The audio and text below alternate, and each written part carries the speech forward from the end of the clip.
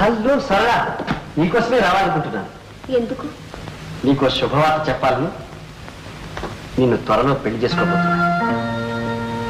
అవును సరళ, నిజం. ఏమిటండి ఆవేశం? ఆవేశం కాదు, ఆనందం. మనసిచ్చిన అమ్మాయిని పెళ్లి చేసుకునే అదృష్టం ఎంతమందికి ఉంటుంది చెప్పు. సరళ, మన పెళ్లితో పెద్దల అడ్డంకులు అభ్యంతరాలు మబ్బుల్లాగా విడిపోతాయి. వాసుగారు, నా కోసం ఆత్మీయుల్ని దూరం చేసుకోకండి. వాళ్ళ మాట మన్నించి నన్ను మర్చిపోండి. సరళ, పెద్దల మాట కోసం ప్రేమించిన పెళ్లిని దూరం చేసుకోమంటావా? ప్రేమ లేని పెళ్లి ప్రాణం లేని శరీరం లాంటిది.